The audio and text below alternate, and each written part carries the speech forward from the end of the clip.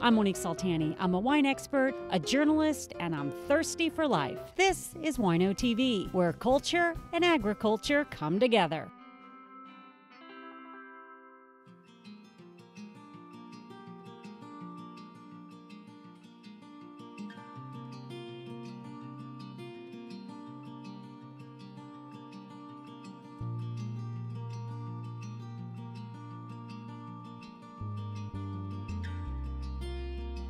The Napa Valley is one of the most prestigious wine regions in the world, with 400 wineries producing some of the world's most sought-after wines. But it's the people behind the place that make these liquids so legendary. Today we're going one-on-one with a Napa Valley winemaker who's been daring to do things differently for 3 decades. I am so excited to be in the home of Delia Viader. We're up here on Howell Mountain. She has been one of the first female winemakers in the Napa Valley. I first found out about your fabulous Viader wine a million years ago. I was at a restaurant in Walnut Creek and I said, I want to try a wine that's a little bit different. And the sommelier's like, I have got just the wine for you. And he pulled out this bottle of Viader and he talked to me about you and Cab Franc. So all these years later, it's such a thrill for me to be able to sit down and share a glass and share your story with our audience. Delighted. Why don't you tell us a little bit about your history? You came here from Argentina, you were raised in Europe, you went to school in California, you had 4 kids. I know it all, but no, the pressure's on, Delia. So tell us how you ended up here. How did you end up on Howell Mountain? Really, it was perhaps not a very romantic story, but it was a story of setting roots. I lived all over the world. I speak 6 languages. My father was a diplomat. I ended up in California, falling in love with Napa Valley and literally setting roots in the vineyard. I think it's a very natural way of raising children and raising my extra children, which is my wine. I dare not ask you which one you like best, right? We've got 2 in front of us. It's like picking kids. When I proposed to my dad to help me financially to set up the vineyard, he was very taken aback. It was not the choice that he thought his only daughter would do for a career. And he said, after all the money I poured into your education, all you want to become is a farmer.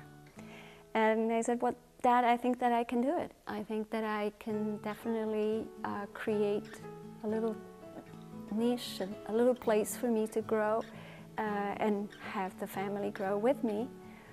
And that was the start. An obvious question, what did your dad hope you would be instead of a farmer? Anything professional. In the end, I think I proved that there's a lot that you can do with a good glass of wine. We solve all the problems of the world with a really good glass of wine in hand.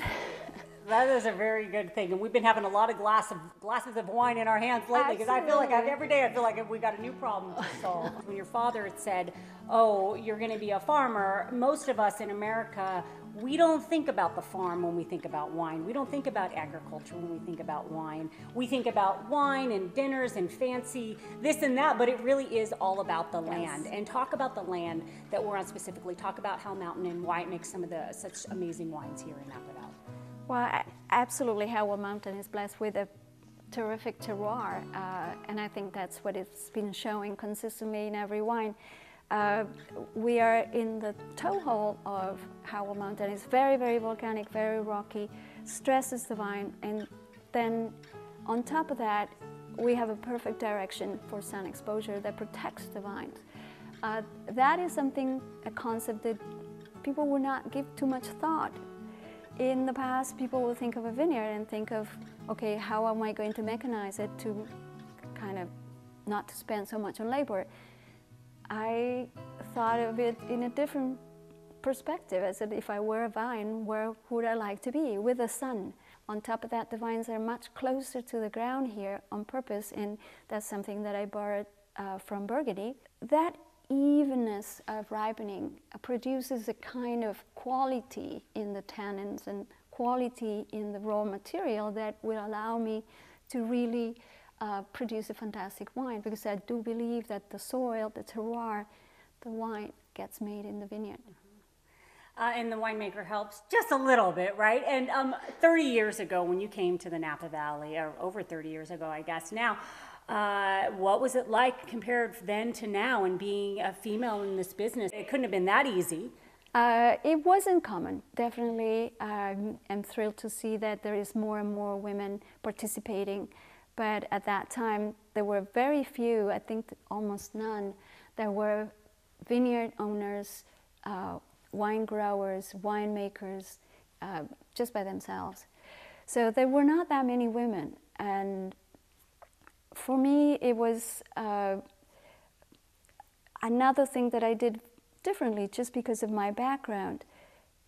I started overseas first and then tried to conquer the United States. I would always say Robert Mondavi did my campaign ahead of me simply by joining forces with the Baron Philippe, because all I had to say is follow the tour of Opus One and say, I'm only 5 minutes away.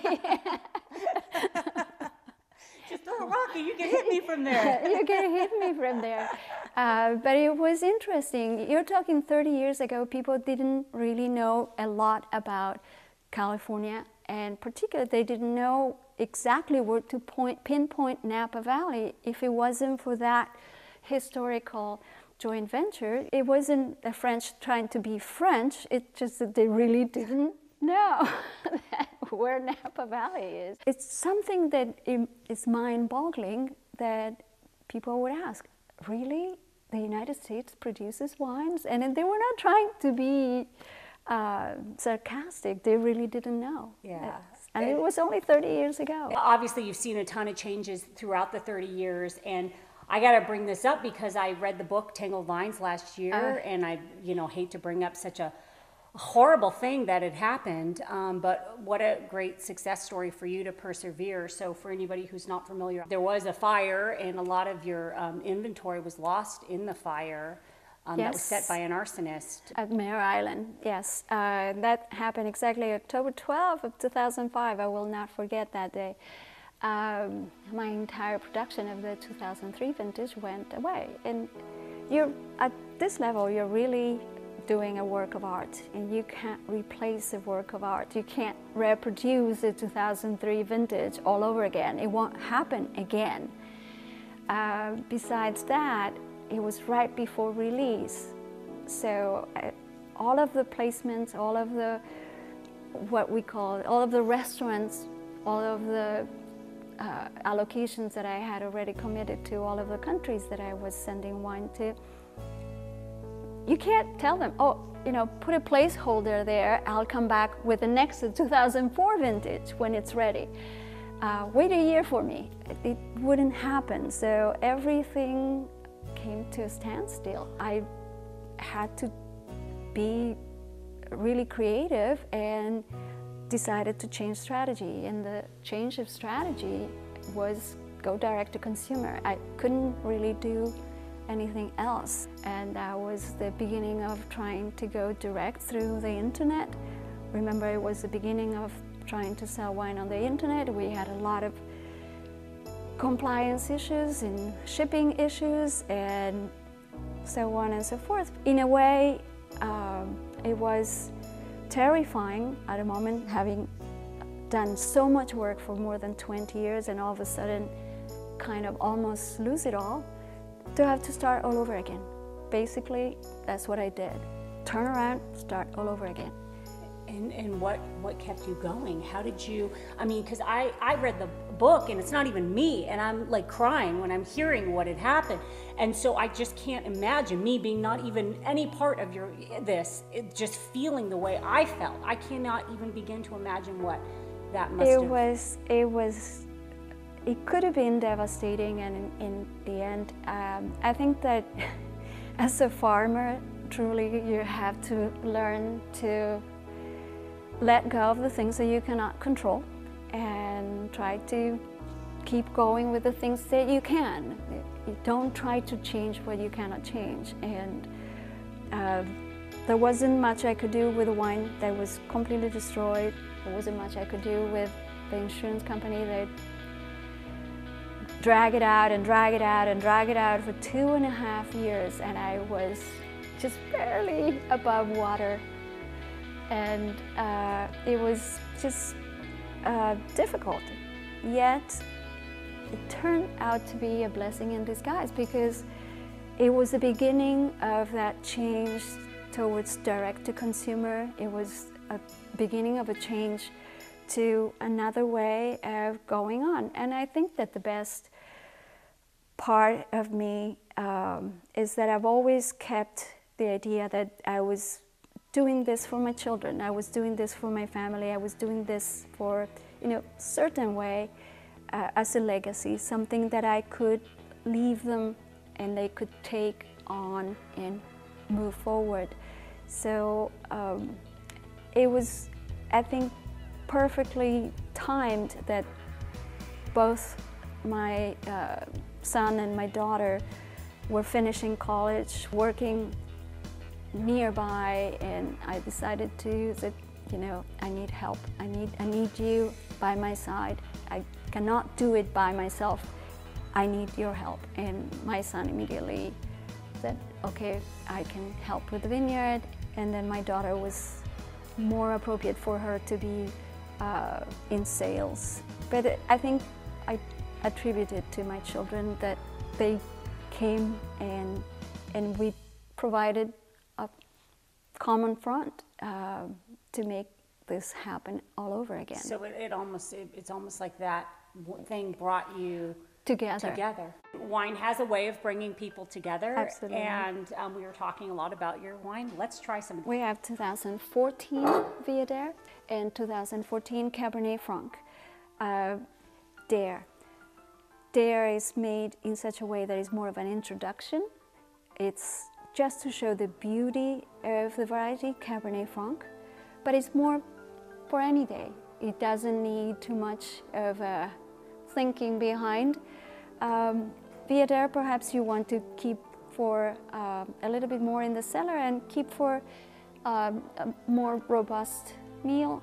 But to me, the essence of wine is to make any meal extraordinary. It's just complements perfectly with food. And the essence of really good wine is that it allows you to get lost in conversation and you don't even notice the time is passing and the bottle is empty. And then you're like, this is what happens to me every single night. That's so weird. I thought we had a full bottle of wine here. And then my husband's like, it's empty. What happened? And for someone who's never had a Cab Franc before in their life by itself, what is something that they need to know about it? The beauty of a Cabernet Franc, it has the structure of Cabernet Sauvignon, but with a velvet glove. It's almost the feminine side of Cabernet Sauvignon. Actually, by DNA, it's the parent grape of Cabernet Sauvignon. It's not overpowering. It has structure, but it doesn't really poke your palate. It's just a very pretty grape. It's a very pretty wine, and it allows to play kind of that background music to the moment. I love that. I love your analogies. And I love that I just learned that Cab Franc is Cab's baby mama. The baby mama, the Cabernet, Cab Franc. Awesome. Yeah. And then our next wine, which is a Cabernet. It is a blend of the two. And the difference, again, is in the tannins, is structure of the tannins. This is a wine that will age beautifully 10, 20, 30 years if you want, if you had the patience and the space to have it. We rarely do. But yet, it's very approachable when young. We just pulled the cork out and served it. We didn't decant, didn't aerate, didn't do anything of that. Yet the wine is just very approachable. Again, it's a wine that has perfect harmony between the tannin, the acidity, and the alcohol. And I keep thinking 2014, obviously that was the year of the earthquake. Yes. I was just bringing up all kinds of drama here. Don't mind me. I'm like, and there was the earthquake. What happened? It's an earthquake wine. So it's the earthquake wine. How I was up here for that, covering it for the Weather Channel, but I don't recall off the top of my head what happened with August you guys.